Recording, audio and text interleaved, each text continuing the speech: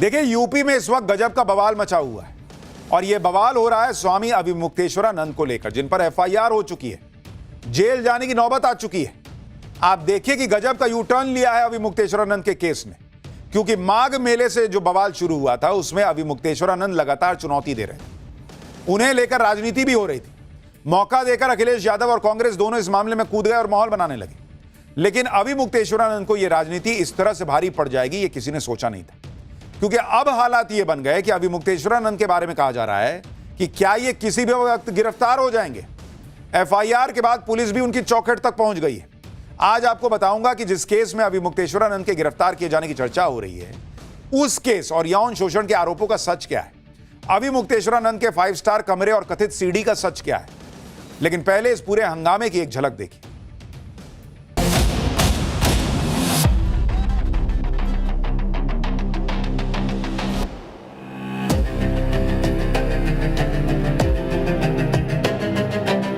तो जेल में डाल देना चाहिए। तीनों कोर्ट से हमको क्लीन चिट है। पंचम तर पर एक एंड कंडीशन कमरा बनाया। थाना में उनके हिस्ट्री शीटर होने के प्रमाण मौजूद हैं। मुझे उन्हें जेल भेज देना चाहिए था। और ये बात गलत हो तो बताइए आप। स्वामी अविमुक्तेश्वरानंद की मुश्किलें कैसे बढ़ रही हैं, पहले आपको इसके बारे में बता देता हूं। स्वामी अविमुक्तेश्वरानंद पर हुई एफआईआर के बाद प्रयागराज पुलिस आज वाराणसी पहुंची। प्रयागराज पुलिस की एक टीम हरदोई भी पहुंची और वहां एक पीड़ित का बयान दर्ज किया। कहा जा रहा है कि प्रयागराज पुलिस स्वामी अविमुक्तेश्वरानंद से भी पूछताछ करेगी और उसके बाद जरूरत पड़ने पर उनको हिरासत में लिया जा सकता है। स्वामी अविमुक्तेश्वरानंद पर बच्चों के साथ यौन शोषण का गंभीर आरोप लगा है और पॉक्सो के तहत केस दर्ज किया गया है। स्वामी अविमुक्तेश्वरानंद के खिलाफ आशुतोष ब्रह्मचारी नाम के व्यक्ति ने शिकायत की थी, जिसके बाद यह एफआईआर दर्ज हुई। स्वामी अविमुक्तेश्वरानंद पर नाबालिग बच्चों के यौन शोषण का आरोप लगा है। स्वामी अविमुक्तेश्वरानंद के खिलाफ प्रयागराज के झूसी थाने में एफआईआर दर्ज की गई है। एडीजे रेप और पॉक्सो स्पेशल कोर्ट ने एफआईआर दर्ज करने का आदेश दिया था। स्वामी अविमुक्तेश्वरानंद और उनके शिष्य स्वामी मुकुंदानंद गिरी के खिलाफ एफआईआर हुई। इस मामले में पूछताछ के लिए प्रयागराज पुलिस जांच करने वाराणसी पहुंची। हालांकि स्वामी अविमुक्तेश्वरानंद ने कहा कि वो पुलिस को जांच में पूरा सहयोग करने के लिए तैयार है, इसलिए गिरफ्तारी की कोई जरूरत नहीं। एक बार सुनिए उनको। एक तो ये होता है कि जो एविडेंस है उनको संरक्षण कर लिया जाए, तो एविडेंस तो अब हो नहीं सकते क्योंकि माघ मेला ही उखड़ गया है। दूसरा होता है कि मेडिकल टेस्ट करा लिया जाए। अब इतना दिन बीत गया, उसका भी विशेषज्ञ बता रहे हैं कि अब उसका कोई मतलब नहीं है। तीसरा होता है कि जो आरोपी है वो भाग ना जाए कहीं, तो हम तो भाग नहीं रहे हैं, तो फिर गिरफ्तारी की क्या जरूरत है। आपको जो सहयोग चाहिए हम तैयार हैं। एफआईआर दर्ज होने के साथ ही स्वामी अविमुक्तेश्वरानंद ने एक बार फिर से सीएम योगी के खिलाफ हल्ला बोल दिया। प्रयागराज में माघ मेले के बाद शुरू हुए विवाद के बाद से ही स्वामी अविमुक्तेश्वरानंद लगातार सीएम योगी को लेकर हमलावर है। अब एक बार फिर से स्वामी अविमुक्तेश्वरानंद ने सीएम योगी पर तीखा हमला बोला और सीएम योगी के लिए कामनेमी और रावण जैसे शब्दों का प्रयोग किया। एक बार सुनिए। कौन लोग हैं जो आरोप लगा रहे हैं? आदित्यनाथ इसके पीछे वही हैं, क्योंकि उनकी पार्टी से भी बहुत सारे लोगों का बयान भी आ गया है, व्यक्तिगत संपर्क भी किया है कि पार्टी इसके साथ नहीं खड़ी है। ये उनका अपना घमंड है, उनका अहंकार है कि कालनेमी जो बैठा हुआ है वो चाहता है कि शंकराचार्य का अपमान करें, इनको जनता की नज़र में दोषी सिद्ध करने की दृष्टि से गिरफ्तारी की कार्रवाई करें। अगर रावण मेघनाथ को भेजता है कि जाओ बांध के ले आओ, तो हम तैयार हैं। स्वामी अविमुक्तेश्वरानंद जो है वो आरोप लगा रहे हैं कि ये सब सिर्फ योगी करा रहे हैं अपने अहंकार, उनकी पार्टी भी उनके साथ नहीं है, ये उनका आरोप है। स्वामी अविमुक्तेश्वरानंद पर एफआईआर के बाद उत्तर प्रदेश की राजनीति में भयंकर हंगामा शुरू हो गया। शंकराचार्य विवाद में अखिलेश यादव पहले से सीएम योगी को घेर रहे थे।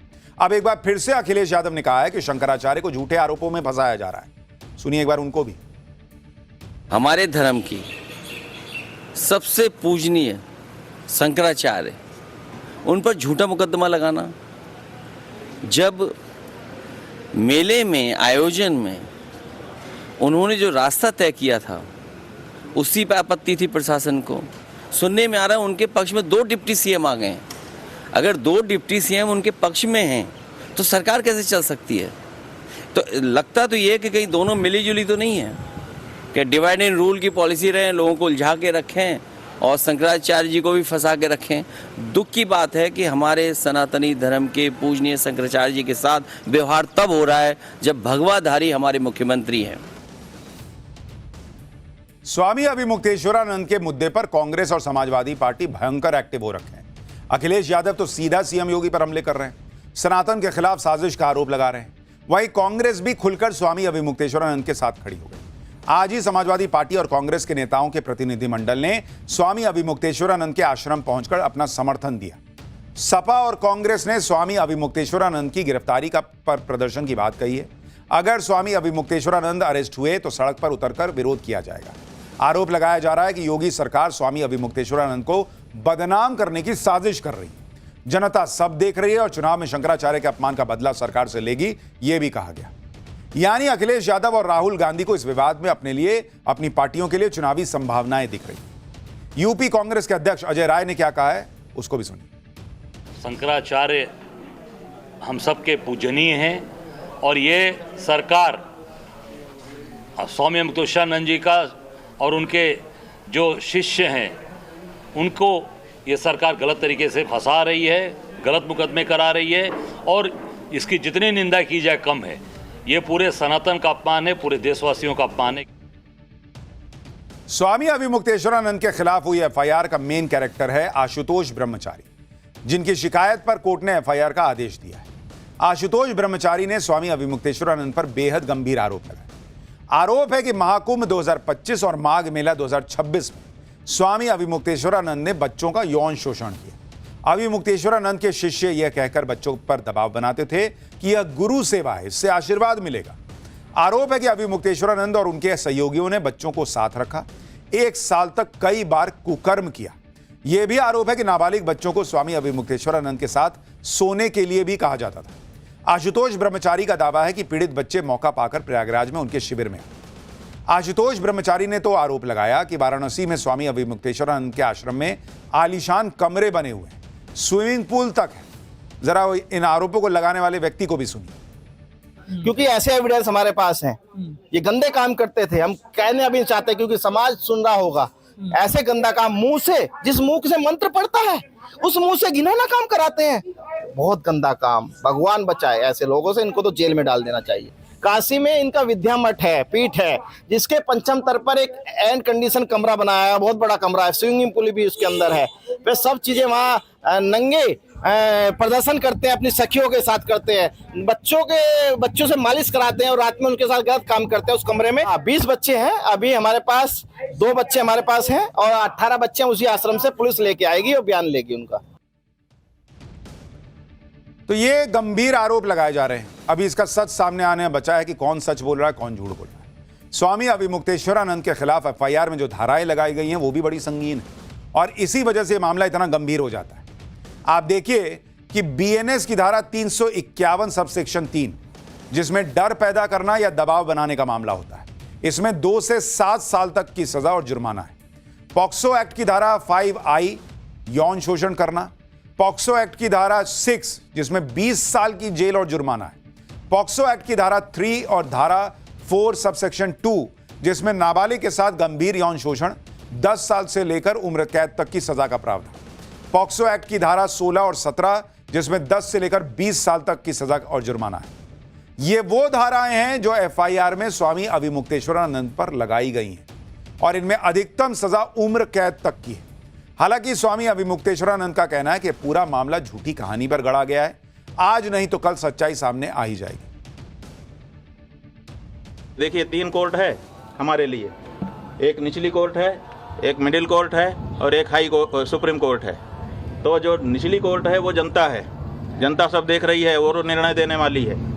जो मिडिल कोर्ट है, हाई कोर्ट, वो हमारा हृदय है। हम जान रहे हैं कि हम गलत हैं कि नहीं हैं। और तीसरे ईश्वर है, सुप्रीम कोर्ट, वो भी देख रहा है कि कौन गलत है कौन सही है। तो ऐसी परिस्थिति में तीनों कोर्ट से हमको क्लीन चिट है। तो जो कहानी गढ़ी गई है वो आज नहीं तो कल, कल नहीं तो परसों झूठी सिद्ध हो जाएगी। स्वामी अभिमुक्तेश्वरानंद पर जिन आशुतोष ब्रह्मचारी ने आरोप लगाए हैं, जिनकी शिकायत पर स्वामी अभिमुक्तेश्वरानंद के खिलाफ एफआईआर हुई है, उनका इतिहास भी बेदाग नहीं है। वैसे लोगों ने आशुतोष ब्रह्मचारी की भी कुंडली खोल दी।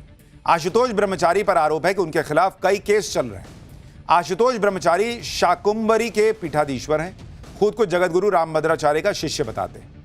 आशुतोष ब्रह्मचारी पर यूपी में 27 से ज्यादा केस दर्ज हैं। गौ हत्या, बलात्कार, जमीन हड़पने, गुंडागर्दी, धमकी, नौकरी के लिए झांसा और झूठा हलफनामा देने जैसे केसेस हैं। विधवा महिला के साथ गैंगरेप का भी आरोप है। लखनऊ के हुसैनगंज थाने में नौकरी का झांसे का केस है। सरकारी नौकरी के बदले 3,30,000 रुपए लेने का मामला है। 2004 चुनाव में 18 की उम्र में झूठा एफिडेविट देने का केस है। लखनऊ से लेकर गोंडा, मुजफ्फरनगर और शामली में केस दर्ज है। स्वामी अविमुक्तेश्वरानंद भी आरोप लगा रहे हैं कि आशुतोष ब्रह्मचारी हिस्ट्री शीटर है, उसने झूठा आरोप लगाया है। सुनिए एक बार। आशुतोष नाम के एक व्यक्ति ने न्यायालय के सामने एक बनावटी केस रखा था। अब उस बनावटी केस में ये केस बनावटी है, ये हम लोगों ने अब ये केस कहां जाता है, इसमें और धमाके होते हैं या नहीं, ये तो वक्त बताएगा।